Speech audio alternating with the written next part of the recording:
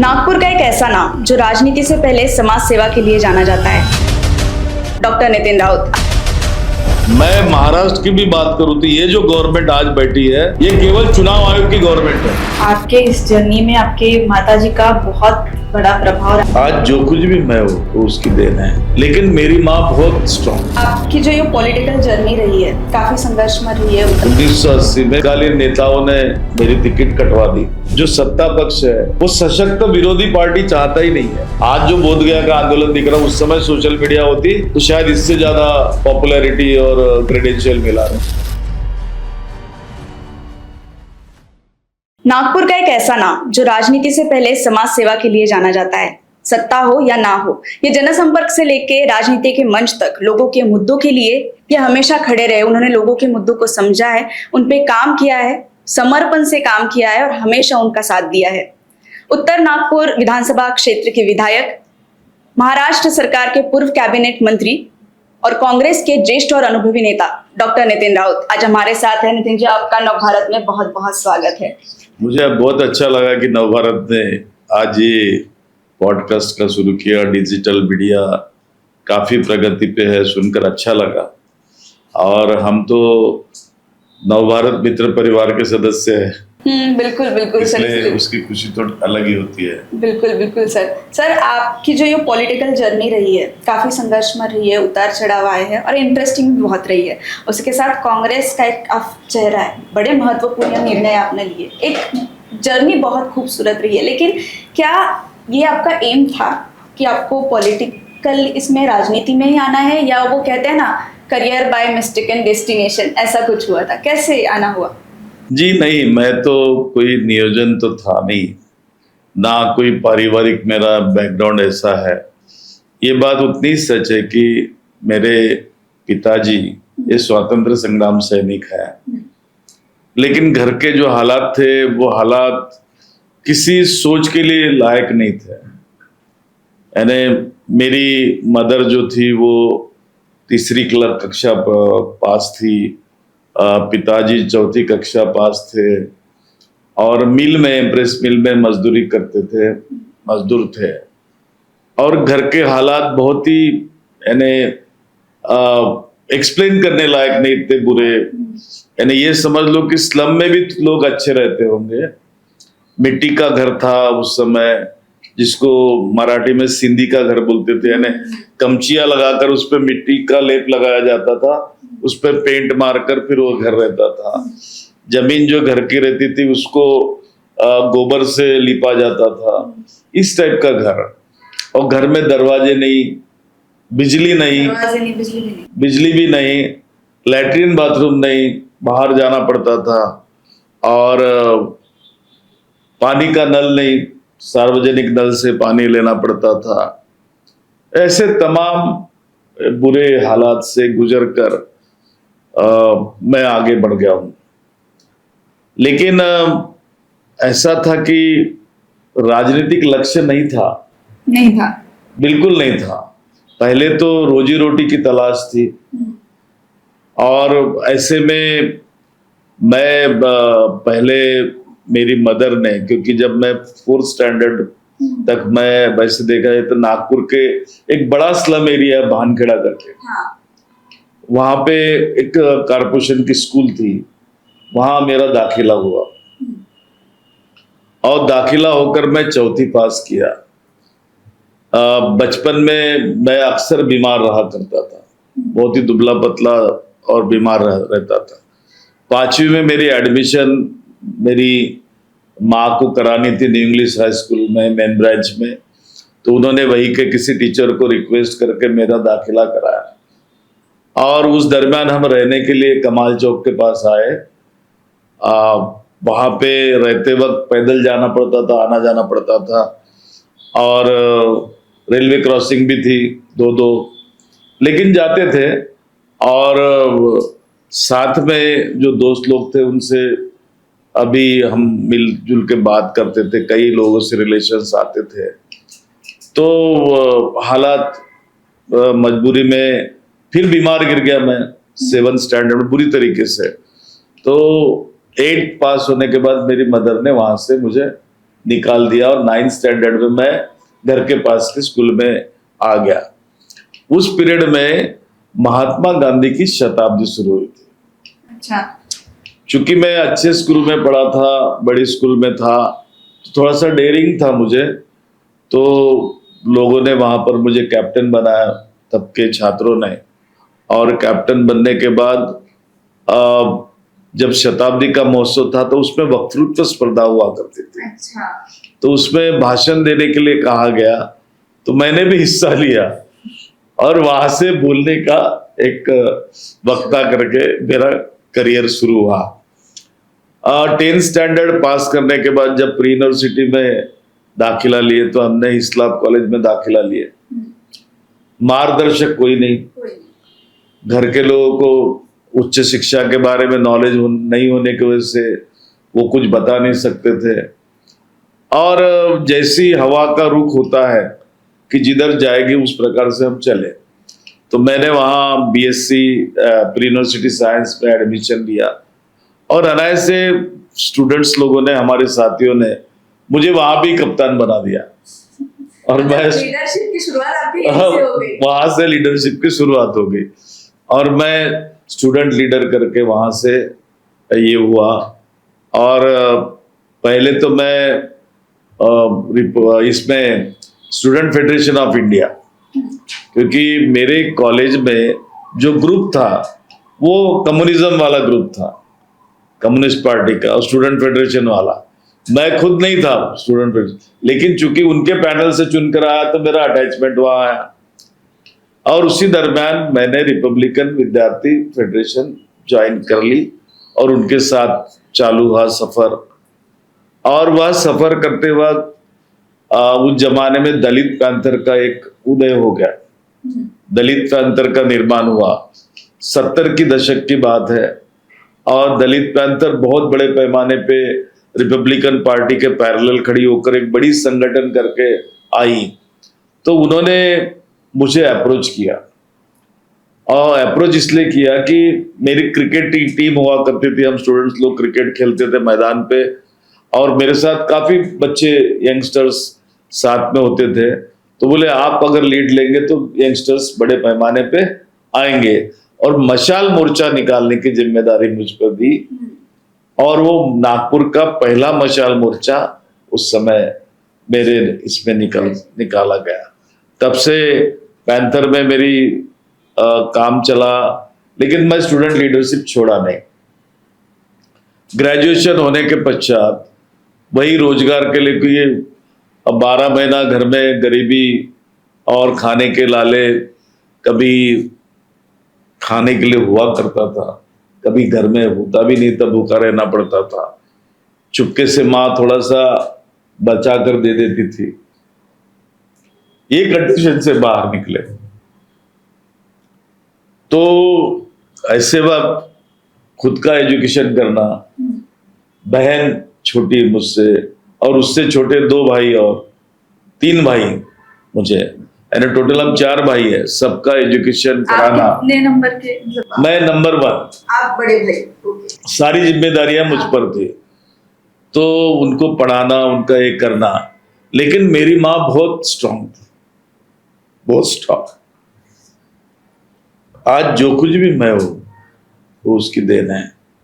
वो सुबह 4 बजे मुझे उठाया करती थी, मैं अगर उठा नहीं तो लकड़ी से मारती थी और कहती थी कि बाबा साहब ने कहा पढ़ो, तुझे उठना और पढ़ना है। तो एजुकेशन का दौर, फिर कॉलेज लाइफ में कई बार क्या होता था कि स्कॉलरशिप समय पर नहीं आती थी, पैसे नहीं रहते थे, तो मुझे मेरे दोस्त लोगों ने बहुत मदद की उस पीरियड में। और हर एग्जाम की फीस भरना, ये करना वो करना। जैसे तैसे ग्रेजुएशन हुआ, ग्रेजुएशन होने के बाद पहला जॉब करना, क्योंकि जॉब इमीडिएट मुझे चाहिए था, इम्पोर्टेंट था कि घर वालों को कुछ मदद करे। भाई सब पढ़ रहे थे और कपड़े भी लेने लायक स्थिति नहीं रहती थी हमारी। तो ऐसे में मैं एक गैरेज में, ट्रक जहां दुरुस्त होते थे वो गैरेज में नौकरी किया साल भर। एक ही पैंट और एक ही कुर्ता, और उसी को धोना और उसी को पहनना, ये स्थिति में साल भर निकाला। और मेरे एक दोस्त ने कहा, यार तू बीएससी हो गया है, मैं मेडिकल रिप्रेजेंटेटिव हूँ, चल मैं तेरे को कोई कंपनी में लगा देता हूँ। 2-4 कंपनी में उसने इंटरव्यूज के लिए कोशिश किया और मुझे एक कंपनी में मेडिकल रिप्रेजेंटेटिव का जॉब मिला, और मैं जैसे तैसे उस जॉब में एडजस्ट होने लग गया। और उसके पश्चात मैं कॉम्पिटिटिव एग्जामिनेशन देना चालू किया था उस वक्त। तब पॉलिटिकल उतना टेकअप मैंने लिया नहीं था, और जॉब की तलाश में ये करते थे। लेकिन उसी पीरियड में 70 में एक चुनाव हुआ था विधानसभा का, उसमें मुझे बूथ पर काम करने का मौका मिला था कांग्रेस पार्टी के लिए, और मैंने वो काम किया था। तो वो थोड़ा सा ये था, तो पॉलिटिकल थोड़ा सा इंक्लिनेशन रहता था, लेकिन एक्टिवली नहीं था। रोजगार प्रायोरिटी थी। यूपीएससी के एग्जाम में 1976 में फेल हो गया। कंटिन्यूस देता था, सारी मेरे फ्रेंड सर्कल में यूपीएससी को बैठते थे, मैं भी बैठता था। और उसमें से मैं निकल कर यूपीएससी 5 मार्क्स से फेल होने के बाद उसी दरम्यान मैंने बैंक ऑफ इंडिया का प्रोबेशनरी का ऑफिसर का जॉब किया था। तो मुझे उसका ऑर्डर आया और मैं भोपाल में प्रोबेशनरी ऑफिसर करके ज्वाइनिंग किया। और करते वक्त कुछ मेरे दोस्त लोग फ्लाइंग के लिए लग गए, तो नागपुर फ्लाइंग क्लब की मेंबरशिप मैंने ली, लाइफ मेंबरशिप। और जब भी नागपुर आता था तो मैं फ्लाइंग करने जाता था। ऐसा करके मैंने उस फील्ड में भी, फ्लाइंग के फील्ड में भी अपने आप को दर्ज कराया और सीपीएल लिया, और उसके पश्चात अब्रॉड चला गया जॉब के लिए और जॉब किया। और मैं तकरीबन मेरी वापसी 79 में हुई फिर से अब्रॉड से। और मैं मेरी बहन की शादी पहले करा दी, और जो बाकी पैसे थे हमने दोस्तों ने मिलकर इंडस्ट्री डाली तुमसर में, फेरी कैलम की। और वो इंडस्ट्री से काम चालू हुआ धीरे धीरे।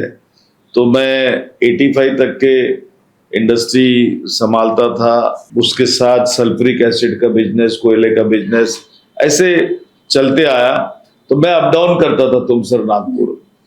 लेकिन 1980 का ऐसा किस्सा है कि मुझे 1980 में विधानसभा की टिकट संजय गांधी जी ने दी थी। संजय गांधी जी ने? हाँ। और अनाउंस हो गया, फाइनल हो गया, सब हो गया। लेकिन तत्कालीन नेताओं ने मुझे विरोध किया और उन्होंने कहा नहीं, नए आदमी को टिकट नहीं देना। और आखिरी में वो नेताओं ने मिलकर मेरी टिकट कटवा दी। अच्छा। तो उस समय रंजीत देशमुख साहब प्रदेश यूथ कांग्रेस के अध्यक्ष थे उस समय। उनकी टिकट कटी थी और मेरी टिकट कटी थी। अच्छा, दोनों की कट गई टिकट? कट गई थी। तो ऐसा करके ये हुआ। फिर उससे मैंने राजनीतिक गैप ले ली, फिर बिजनेस में पूरा एक्टिवली पार्टिसिपेट। तो आपका मन उठ गया था तब राजनीति से? हाँ, क्योंकि क्या प्रायोरिटी में मुझे खुद की रोजी रोटी इम्पोर्टेंट रहती थी, तो मैं उसकी तरफ ज्यादा ये करता था। ये ठीक है कि मुझे उस पीरियड में काफी में हमारे जो दोस्त लोग थे जो अच्छे ओहदे पे थे, पोस्ट पे थे सरकारी, इसमें तो कोई ये अनाज ला देता था, तो कोई किराना भर देता था, तो घर चलता था। ऐसा भाइयों की पढ़ाई उसमें हम कराते थे। तो ऐसा करके दिनचर्या चलती रही। और फिर 85 में फिर से टिकट का मौका आया। पैसे नहीं थे तो 85 में भी टिकट का इश्यू खड़ा हो गया। लेकिन यूथ कांग्रेस तब मेरी थी। अच्छा। पूरी। हाँ। मेरी कॉन्स्टिट्यूंसी में, क्योंकि मैं यूथ कांग्रेस से जुड़ा हुआ था और उसी वजह से मुझे 80 में टिकट भी दी गई थी। तो ये सब करते हुए 85 में मेरी फिर से टिकट काट दी गई। 90 में राजीव जी ने टिकट अनाउंस की फिर से। मैं ट्रेन से उतरा नागपुर में, बड़ा स्वागत हुआ मेरे टिकट के लिए मिला करके। और फिर बाबा साहब के पुतले को, टेकड़ी वगैरह को हाथ डाल के घर गया। शरद पवार का फोन आया कि यह जगह हमने रामदास आठवले को दे दी, आरपीआई को। ऐसे करके वो सीट चले गई। और फिर 95 में भी नहीं मिली, 99 में फिर मिल गई। तब से मैं कंटिन्यू अभी विधायक करके हूँ। बाप रे सर, तो ये स्ट्रगल ये करना पड़ा। बहुत स्ट्रगल है। मतलब मेरे को लगता है सर पॉलिटिक्स में जब शुरुआत से आपके साथ पॉलिटिक्स होता आ रहा है फिर। देखिए, ये इस देश का दुर्भाग्य बोलिए या कुछ भी बोलिए, दलित समाज के साथ हरदम इस देश के अंदर दूजाभावी किया गया है शुरुआत से ही, और आज भी भुगत रहे हैं। ऐसा नहीं कि राजनीति किस इतने बड़े ओहदे पे आने के बाद हमारे साथ डिस्क्रिमिनेशन नहीं है, तो डिस्क्रिमिनेशन आज भी है। चाहे कांग्रेस पार्टी रहे या भारतीय जनता पार्टी रहे या कोई भी पार्टी रहे, हर पार्टी में डिस्क्रिमिनेशन होता है, यहाँ पर भी है, और उसको भुगतना पड़ता है हमको हर बार शुरुआत से। हाँ, लेकिन हम स्ट्रगल करके यहाँ तक पहुंचे हैं। और अभी अच्छे, मैं तो धन्यवाद दूंगा कांग्रेस लीडरशिप को कि उन्होंने मुझे यहाँ तक पहुंचाया, वरना यहाँ तक पहुंचना इतना आसान नहीं, जिसके माँ बाप कहीं कुछ नहीं है मेरे जैसे। दलित समाज के साथ हरदम इस देश के अंदर दूजाभावी किया गया है। समय आपको तय करना पड़ा उसके लिए सर, और मुझे लगता है इसके लिए आपके ऊपर सबसे ज्यादा प्रभाव आपके माताजी का रहा है। मैं जब स्टूडेंट लीडर था तब लोग उनको मिलने जाते थे, तो वो उनको बोलती थी कि मेरा बेटा बनेगा तो एमएलए बनेगा, वो बोलती थी हाँ। और वो सच्चाई भी हुई। हाँ, तो लोगों ने जाके उसको बोले, तुम आई, तुमने जो बोला था तो वो तो सच हो गया, मेरा बेटा एमएलए बनेगा। उसका दिमाग उस ढंग से चलता। माँ के साथ का कोई किस्सा है जो हमेशा आपको याद रहेगा? माँ के साथ का किस्सा ऐसा है कि दो बातें बहुत महत्वपूर्ण मेरे जीवन में रही है। माँ मुझे एक तो बहुत प्यार करती थी। एक बार ऐसा था कि घर में खाने के तो बताया मैंने क्या इश्यू था, तो थोड़ा सा ही चावल बचा हुआ था, और ये इश्यू था कि उसने खाना कि मैंने खाना। अच्छा। तो मैं आया तो मैंने पूछा कि माँ खाना खाई क्या, तो उसने कोई जवाब नहीं दी। मैंने बोला मुझे बहुत भूख लगी है, तू भी खाना खा। तो नहीं बोले तू खा ले, और उसने वो खाना मुझे दिया और रात को खुद भूखी रही। वो दिन मुझे याद है।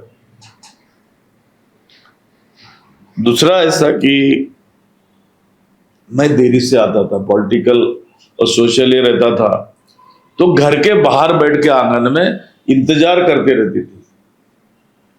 1-1:30 बजे, कितने भी बजे मैं आऊं, वो इंतजार करते रहती थी कि मेरा बेटा कब आएगा। ये 2 किस्से तो मुझे बहुत अच्छे से याद है। मतलब आपके इस जर्नी में आपके माताजी का बहुत बड़ा प्रभाव रहा है, साथ रहा है, आज आप यहाँ तक पहुंचे। केवल साथ नहीं रहा, तो पहला चुनाव जो है ना, पहले चुनाव को स्टेक पे उसने लिया था। अच्छा। हाँ, वो बहुत सोशल थी उसके लाइफ में। उसके लाइफ के 2 किस्से जो मेरे साथ जुड़े हैं, मैं बता दूं कि एक बार हमारे नागपुर में जातीय दंगल हुई, मुस्लिम हिंदू की दंगल हो गई, और मुसलमानों के घर जलाना ये करना चालू किया। हमारे पड़ोस में एक मुस्लिम फैमिली रहती थी, और उस मुस्लिम फैमिली में 4 लड़कियां थी, जवान लड़कियां। तो मेरे माँ को जब पता चला कि अभी यहाँ मुसलमानों के घर जला रहे हैं, वो अकेला घर था जो हमारे बस्ती में था, मुसलमानों। हाँ, तो उसने क्या कि मुझे बोला कि ये लड़कियों को अपने को उसके मामा के घर लश्करी बाग में छोड़ना है, तो कुछ भी कर, चल मेरे साथ और इनको छोड़ के आएंगे। और वो लेके गई थी और उनको छोड़ के आया था। तो उसका एक किस्सा मुझे जरूरी समझता मैं बताना। मेरी मदर बहुत स्ट्रांग थी। एक किस्सा ऐसा है कि बिलगांव गांव है हमारे पड़ोस में। उस गांव से, तब तो रास्ते बड़े हुआ नहीं करते थे, कच्चे रास्ते हुआ करते थे। एक महिला को उसका पति साइकिल रिक्शा से डागा हॉस्पिटल की तरफ डिलीवरी के लिए ले जा रहा था, और घर के सामने ही वो रोड पर वो लेडी चिल्लाना चालू कर दी, उसको दर्द चालू हुआ तो प्रेगनेंसी का। तो मेरी मदर दौड़ कर गई, उसने पड़ोस पड़ोस की 2-3 लेडीज को जमा किया और उसका डिलीवरी घर में ला कर कराया था। डॉक्टर भी बन गई। हाँ, कराया था। तो उस ढंग का किस्सा था। और सामने एक सरदार रहने आया था हमारे, रोज दारू पी के बहुत आता था और बहुत स्ट्रांग था। तो उसकी बीबी कभी कंप्लेंट करती थी, उसको डांट भी देती थी और इसकी सुनता था वो, इतना ये रहता था। फिर एक किस्सा ऐसा है कि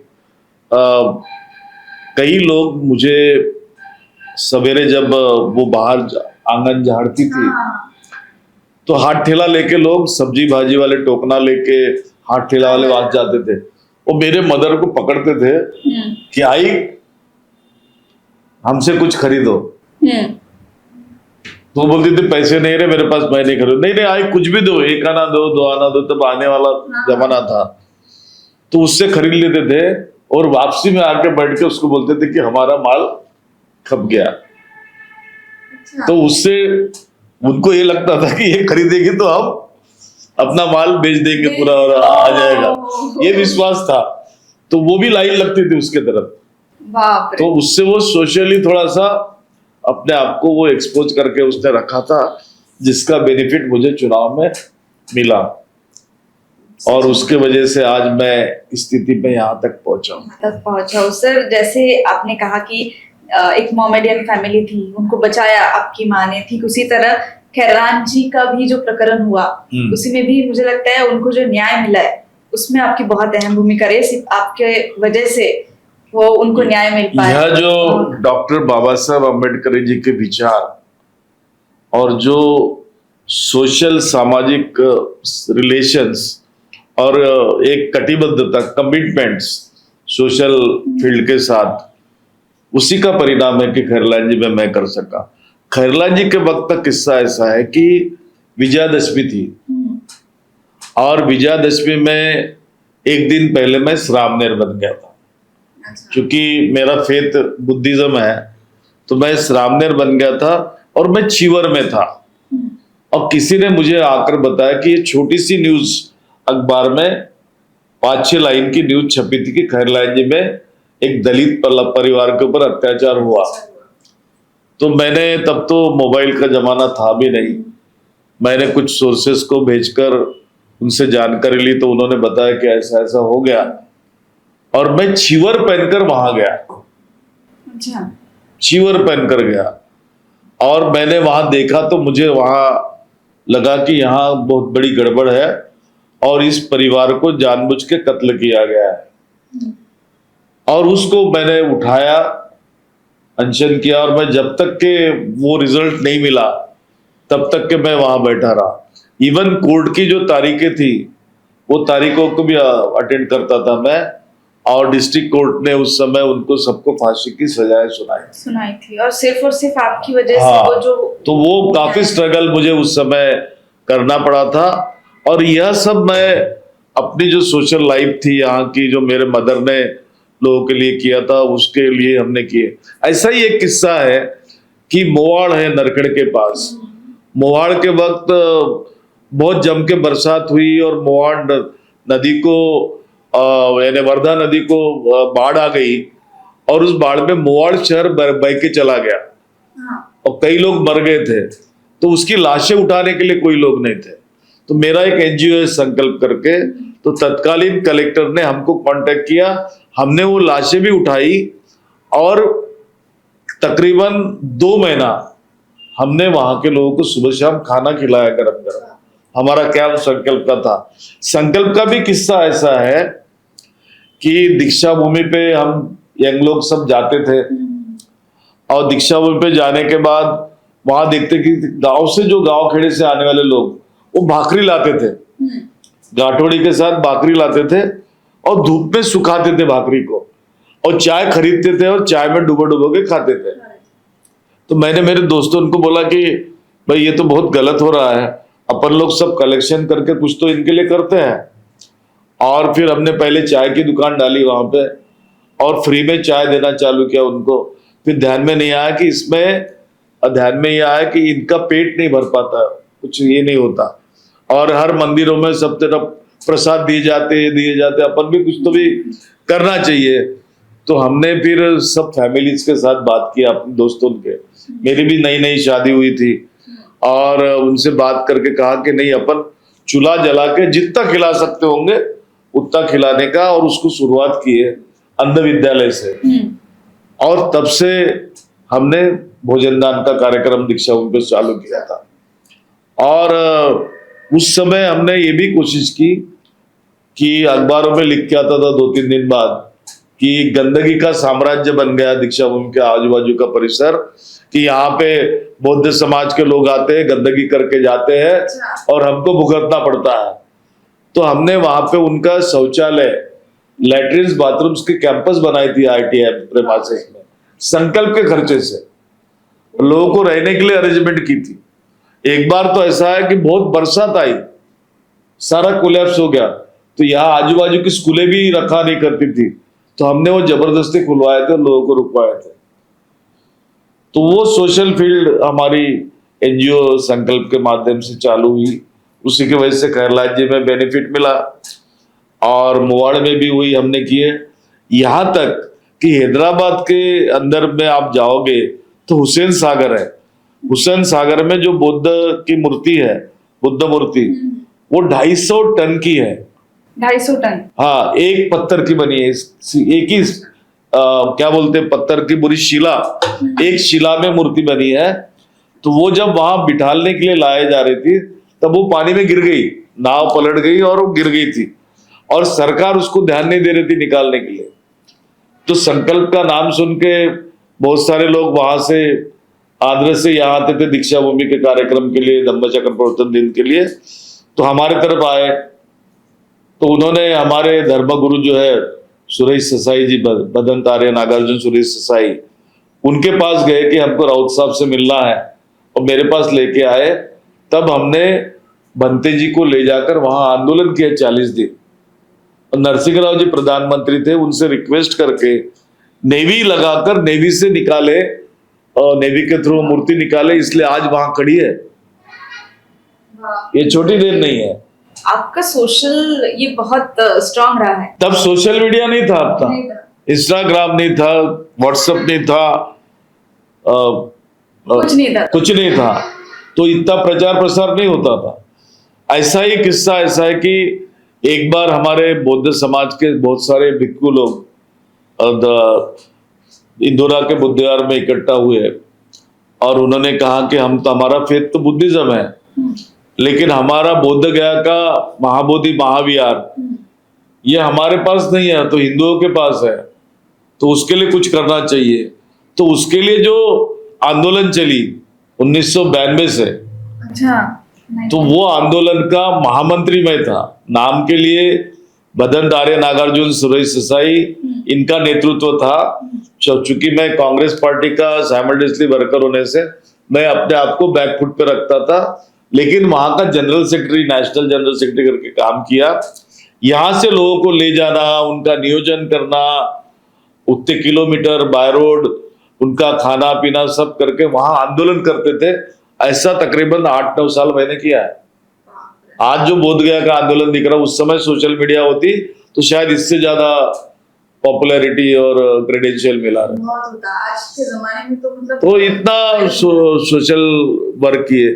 ऐसा ही जब नया नया हमने संकल्प शुरू किए थे दीक्षा भूमि पे, तो यहाँ मकर धोकड़ा है। एक पत्रकार ने हमको बताया कि मकर धोकड़ा में दलित समाज की बस्ती पे वहां के लोगों ने गांवबंदी डाल दी। अच्छा, तो मुझे बताया गया, तो मैंने मेरे सब दोस्तों को इकट्ठा किया।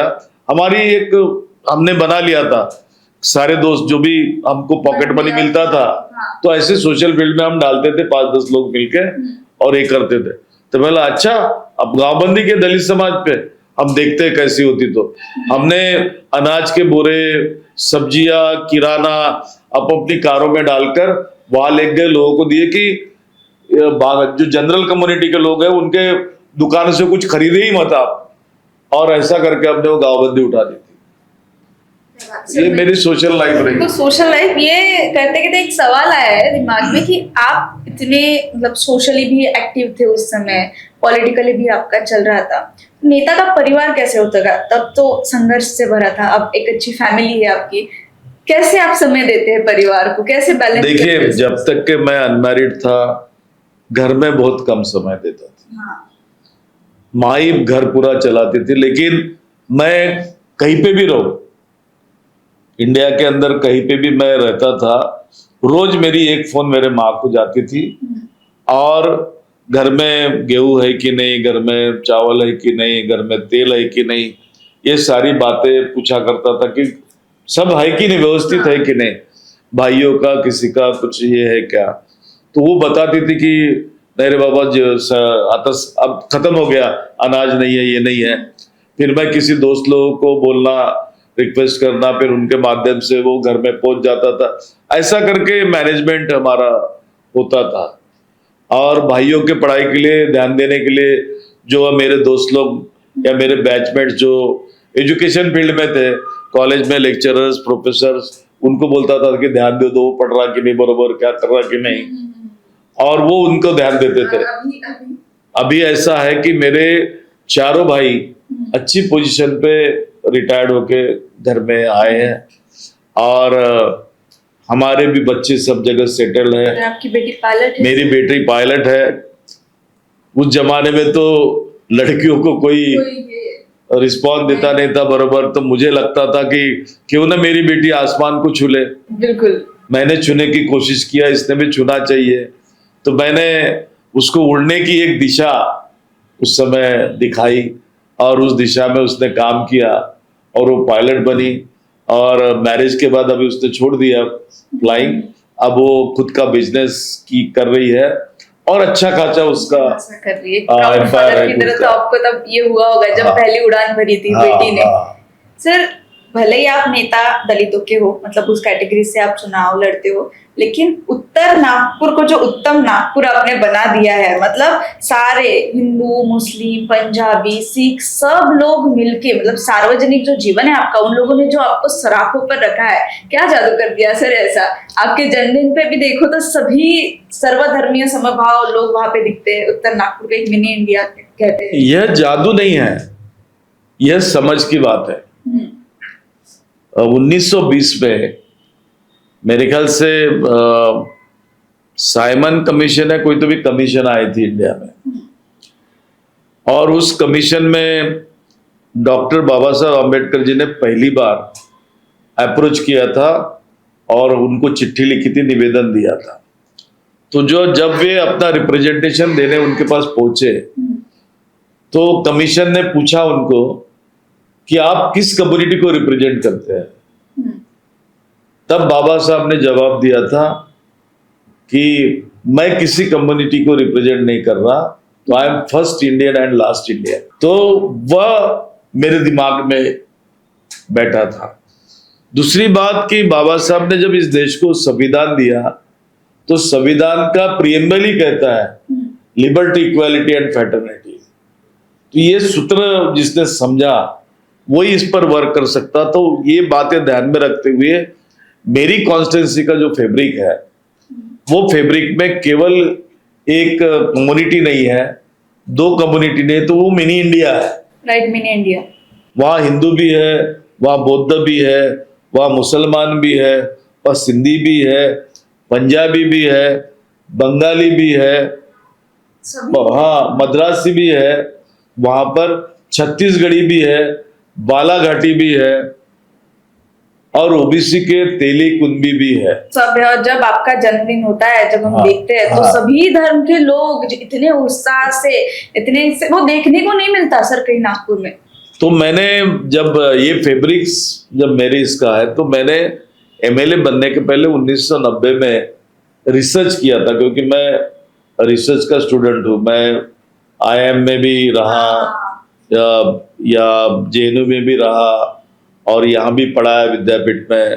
तो एक रिसर्च माइंड होने के नाते मैंने कॉन्स्टिट्यूंसी का रिसर्च किया, और कहाँ पे ऐतिहासिक स्थल है, मंदिर जो भोसले कालीन है या उसके पहले के है, कहाँ कुएं है पुराने, बावलीवीर कहते हैं, ये सब रिसर्च करके स्लम किधर है, LIG किधर है, HIG किधर है, कॉलोनियल एरिया कहाँ है, तो ये कम्युनिटीज कैसा बिहेवियर है।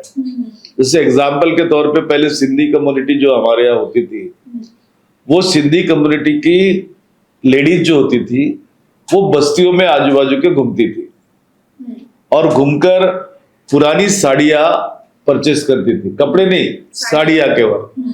और उस जमाने में साड़ियां कम थी, लुगड़े ज्यादा थे। उसको क्या नौवारी कहते हैं, नौवारी वो ज्यादा थे, तो परचेस करते थे, उसकी गोदड़ी बनाते थे और फिर उसको मार्केट में बेचते थे। फिर उनकी बस्तियों में अगर जाओ आप तो घर के बाहर छोटे बच्चे या महिलाएं बैठती थी, कोई चॉकलेट बेचते थे, कोई बिस्किट बेचते थे, कोई टॉफीज बेचते थे उस जमाने में, तो वो घर में बनाए जाते थे। अच्छा। उनके तो वो एक उनका ये था। वैसे ही सरदारों का जो सरदार यहाँ पे सिख कम्युनिटी आई, वो सिख कम्युनिटी ज्यादातर ट्रकों में ड्राइवर्स, गैरेज के मालिक, इस प्रकार के हुआ करते थे। तो वो चीजें समझने की कोशिश हुई, तो हर कम्युनिटी को भी मैंने समझने की कोशिश किया। मेरे यहाँ जो मुस्लिम है वो ज्यादातर महाराष्ट्रियन मुस्लिम कम है। अच्छा। यूपी का मुस्लिम ज्यादा है।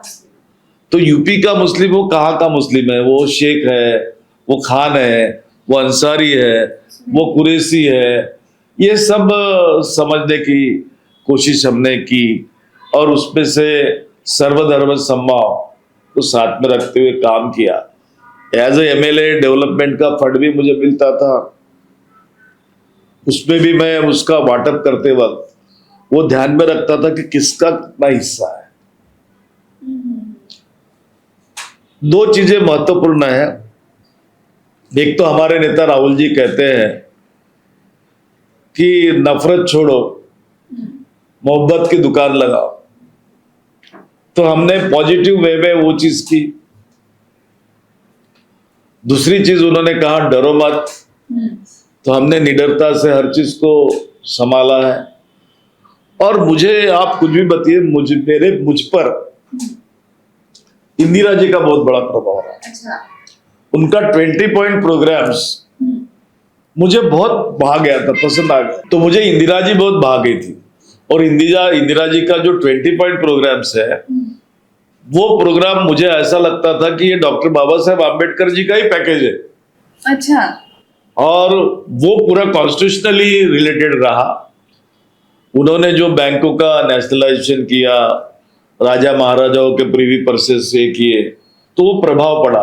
पहली बार हमारे वक्त के जो ग्रेजुएट्स थे बच्चे, उनको एंट्री मिली मेन स्ट्रीम में प्रोफेशनली ऑफिसर्स बनने की। यानी 3rd क्लास डिग्री लिए हुए हमारे बच्चे भी उस समय वो ऑफिसर्स बन गए, जो रिटायर्ड बाद में सीनियर मैनेजर, जनरल मैनेजर करके हो गए। और उन्हीं के बच्चे आज विदेश में और इधर उधर बड़े इस पे पढ़ रहे हैं। तो वो जो सोसाइटी का जो अपलिफ्टमेंट हुआ, वो अपलिफ्टमेंट वहां से रिलेटेड हुआ। लोग इमरजेंसी को कैसा लेते मुझे मालूम नहीं, लेकिन हमारी कम्युनिटी इमरजेंसी को इस प्रकार से लेती है कि बैंकों का नेशनलाइजेशन होना, राजा और महाराजाओं के प्रीवियस से करना और 20 पॉइंट प्रोग्राम्स रिलीज करना, उससे निश्चित रूप से हमको राहत मिली और वो प्रभाव था। और इसलिए सर्वधर्म समभाव का काम करते वक्त हमको एक प्रेरणा उससे मिली है। वो बात तो आपकी पॉलिटिकल जर्नी में भी है। मतलब हम देखते हैं कि आप चाहे कांग्रेस से है, लेकिन बीजेपी हो, शिवसेना हो, उनके साथ, उन मंत्रियों के साथ, उन पार्टी के लोगों के साथ आपका दोस्ताना बहुत अच्छा है। मतलब चाहे सत्ता में ना होने के बावजूद भी आप चुनाव जरूर जीत जाते हैं। गिव रिस्पेक्ट, टेक रिस्पेक्ट जब तक हम नहीं करेंगे तब तक के कोई मायना नहीं जिंदगी में। आखिर जिंदगी के आखिरी पड़ाव में जाते वक्त 4 कंधे लगने हैं। अगर आपके कंधे अगर मजबूत होंगे तो आपकी यात्रा सुखद रहेगी।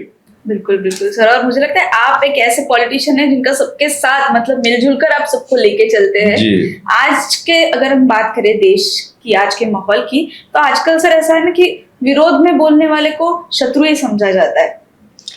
हाँ, अभी जो आजकल के जमाने में कड़वाहट बहुत तेजी से बढ़ गई है। नफरत, घृणा, द्वेष को ज्यादा बढ़ावा मिल रहा है। और उसके लिए तो मैं निश्चित रूप से आज के राजनीतिक पार्टियों को ही दोष दूंगा। जो पार्टी सत्ता में है उस पार्टी ने उसको ज्यादा बढ़ावा दिया, वरना ऐसी कोई आवश्यकता नहीं थी कि जिसको ये चीज की जाए। क्योंकि यहां तक हमारी तो बचपन से लड़ाई आरएसएस के खिलाफ रही, उसके विचारों से रही। एक तरफ संघ भूमि है तो हमारी तरफ दीक्षा भूमि भी है, और हम दीक्षा भूमि के विचारों को मानते भी, संविधान के विचारों को मानते, डॉक्टर बाबा साहब अम्बेडकर जी के विचारों को मानते, नेहरू जी के विचारों को मानते। तो उनके साथ हमारी लड़ाई रही, और वो विचार हरदम उन्होंने जहर ही फैलाया है। तो वो जहर का परिणाम है द्वेष का। अभी इंडिविजुअल यहां तक बढ़ गया वो द्वेष की, इंडिविजुअल तक क्या आ गया, यानी कोई रिस्पेक्ट रही नहीं किसी की, और कोई कुछ भी बकवास कर देता, बोल देता है। तो एक साइकिल होती है इन चीजों की, कि कभी इस देश के अंदर बौद्ध धर्म था, तो कभी इस देश के अंदर हिंदू धर्म आया, तो कभी इस देश के अंदर मुसलमानों का राज रहा, तो कभी ब्रिटिशों का राज रहा, और फिर हिंदुओं का राज लाने की बात चलती है। हमें कहीं तो भी कमी है। देखिए, मुझे एक बात बताइए कि अगर हम हिंदू करके अपने आप को मानते हैं, और हम अगर ताकतवर अगर बोलते हैं, फिर मुगलों ने तुम्हारे ऊपर राज क्यों किया? ब्रिटिशों ने तुम पे राज क्यों किया? ये बात उस समय क्यों नहीं थी जब बौद्धकालीन राजा लोग जब रहा करते थे? तब तो पूरा देश एक था।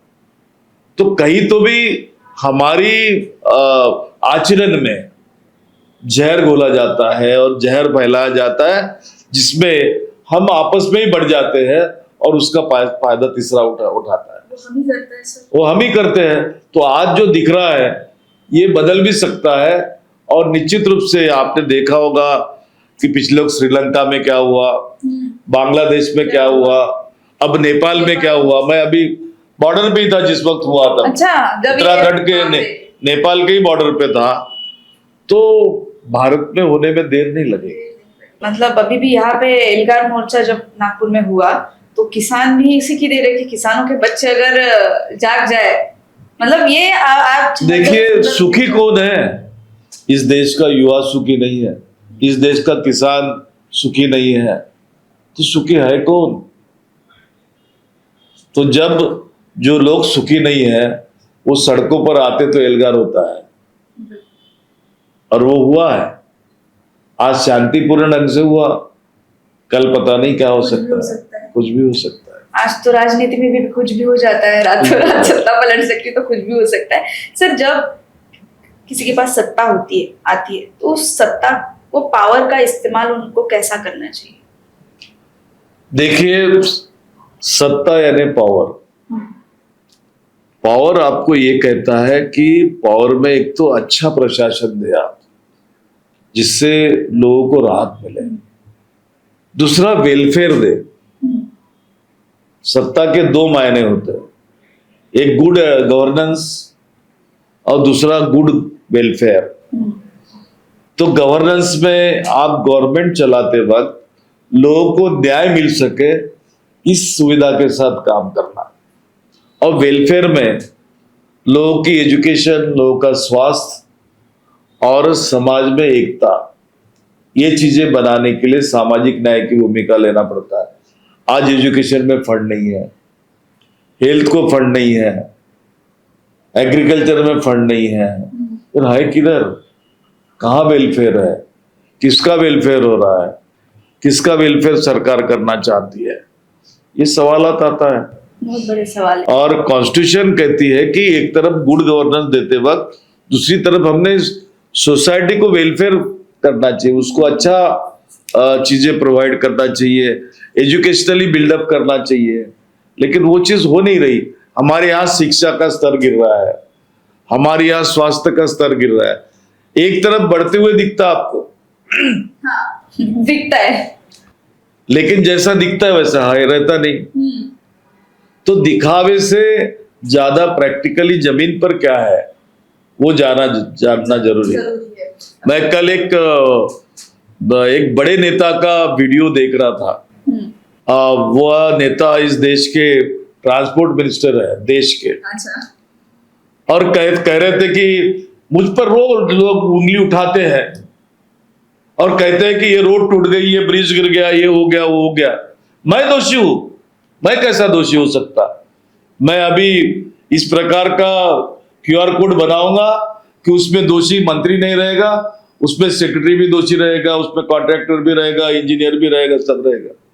अरे भाई साहब, आप अपने डिपार्टमेंट को जब लीड करते हो तो जब लीड करते वक्त उसकी अच्छाई जब लेना चाहते तो बुराइयां भी तो लेना चाहिए ना। ये गुड गवर्नेंस नहीं होता। बिल्कुल बिल्कुल सर, जब आज की राजनीति में विपक्षहीन राजनीति की बात होती है, देखिए राजनीति में खास करके लोकतंत्र में सशक्त विपक्ष होना बहुत जरूरी है। मुझे याद है कि इंदिरा जी के भी कार्यकाल में मेजॉरिटी पार्टी की, सत्ता पार्टी के रहने के बावजूद भी अपोजिशन को अपॉर्चुनिटी दी जाती थी। नेहरू जी के जमाने में भी पूरी मेजॉरिटी रहते हुए भी अपोजिशन को सम्मान दिया जाता था। आज तो सम्मान की बात ही नहीं होती। मुझे याद है वो किस्सा कि अटल बिहारी वाजपेयी बीमार थे और राजीव जी को पता चला कि उनकी तबीयत खराब है और उनका कोई ऑपरेशन कराना है, तो उन्होंने उनको यूएनओ में, यूनाइटेड नेशंस में देश का प्रतिनिधि करके भेजकर वहां पे उनका ऑपरेशन कराने की कोशिश की थी। तो ये गुड गवर्नेंस का तरीका होता है, ना कि अगर कांग्रेस की भी बात करें तो कांग्रेस बहुत बड़ा पक्ष है, इनका भी बहुत ये रहा है। और अभी भी अगर आप कांग्रेस का कोई उम्मीदवार, भले ही अब यहाँ पे हालात कुछ अलग हो, लेकिन कांग्रेस का कोई उम्मीदवार खड़ा कर दो तो चांसेस तो बहुत होती है कि वो आएगा ही आएगा। एक वो रिस्पेक्ट कांग्रेस की आज भी है। तो कांग्रेस क्या लगता है भविष्य आगे कैसा रहेगा? देखिए, जमीन पर कांग्रेस पार्टी आज भी है, और हमेशा, क्योंकि देश में जो 3 विचार है, एक विचार है लेफ्ट का, एक है राइटिस्ट का, एक है सेंट्रल का। तो सेंट्रल का विचार जो होता है सेंट्रिक, इसका मतलब ये होता है कॉन्स्टिट्यूशन, और वो कांग्रेस पार्टी मानती है उसको, क्योंकि धरोहर है कांग्रेस पार्टी कॉन्स्टिट्यूशन की। कॉन्स्टिट्यूशन देश को दे दिया है उन्होंने, उनकी गवर्नमेंट ने। तो कॉन्स्टिट्यूशन की बात सर्वधर्म समभाव की बात होती है। लेकिन आज के जमाने में जो सत्ता पक्ष है वो सशक्त विरोधी पार्टी चाहता ही नहीं है। अगर वो चाहता तो चुनाव भी तो सशक्त तरीके से करा सकता था, लेकिन चुनाव आए कि कुछ तो भी पैकेज पब्लिक को दे दो और पब्लिक की वोट को तोड़ दो। वोट चोरी का जो काम हो रहा है, क्यों कहा राहुल जी ने वोट चोरी का? भाई कहीं तो भी गलत तो हो ना आप। इस देश के अंदर, मैं महाराष्ट्र की भी बात करूं तो ये जो गवर्नमेंट आज बैठी है ये केवल चुनाव आयोग की गवर्नमेंट है, चुनाव आयोग द्वारा निर्मित गवर्नमेंट है आज की।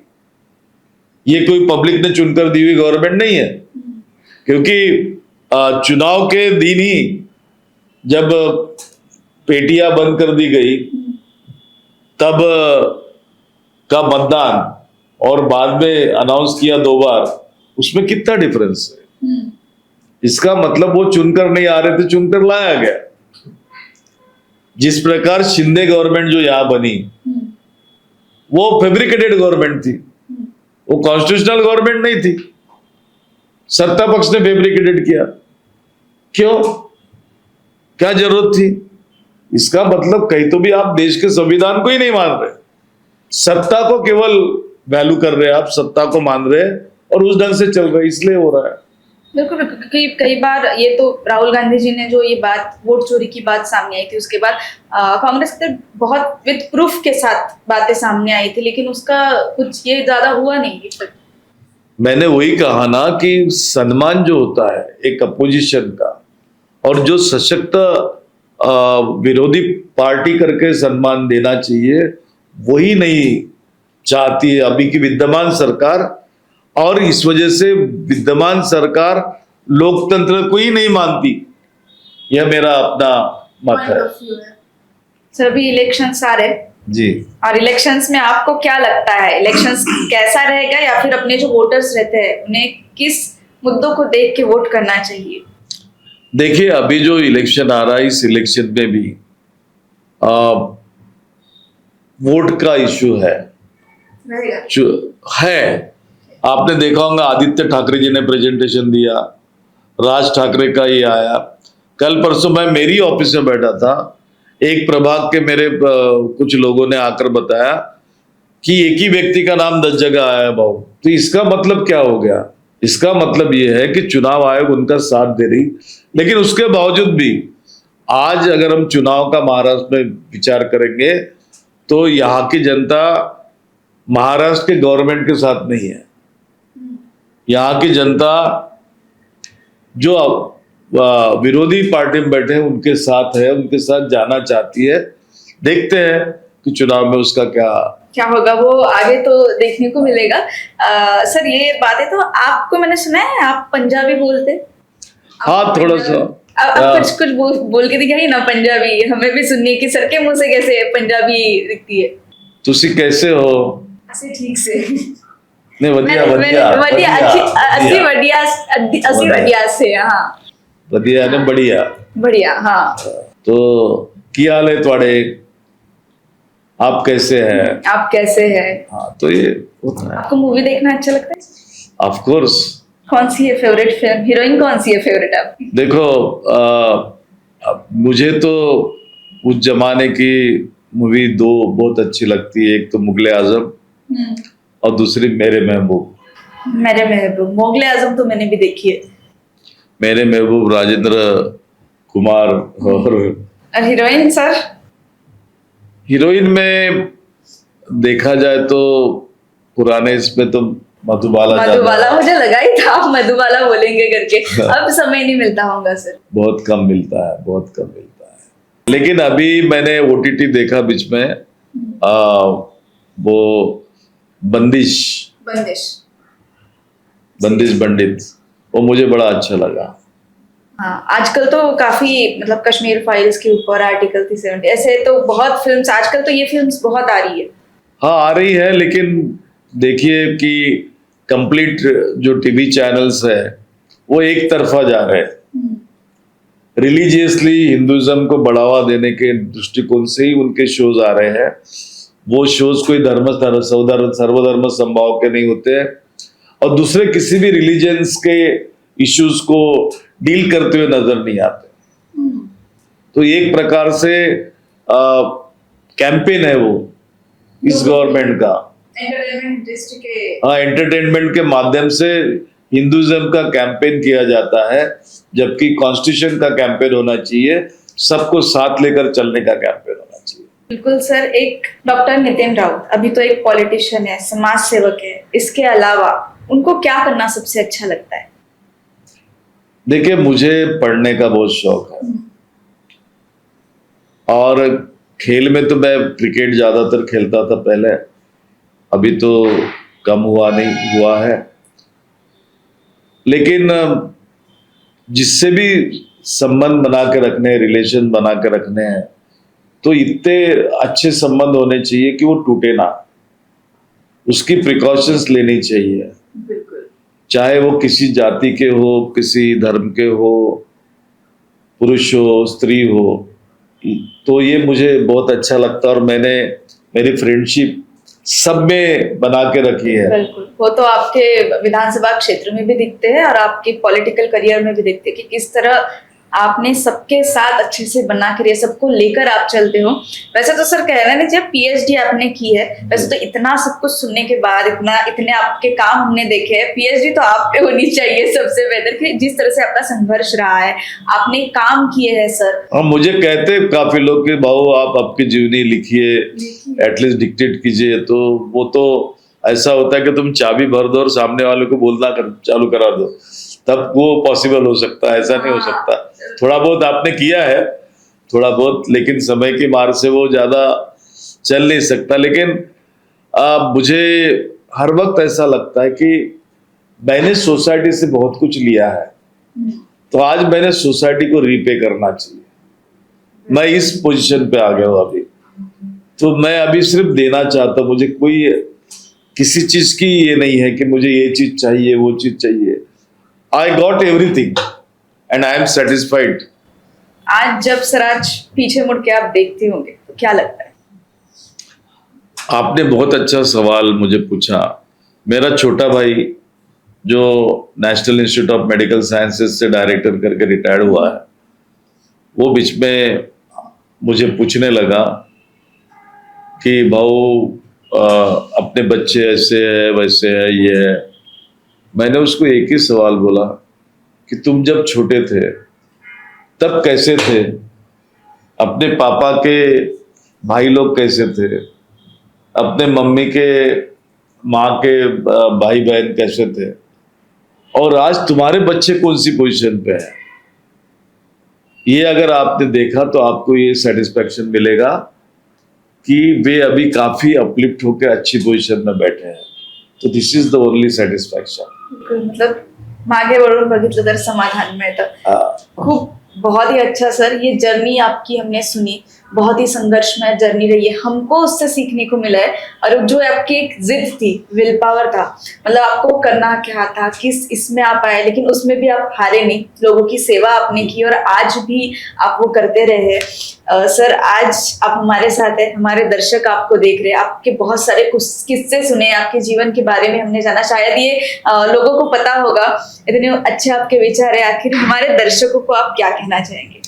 देखिए, मैं दर्शकों को तो इतना ही निवेदन करना चाहूंगा कि समय बड़ा बलवान होता है।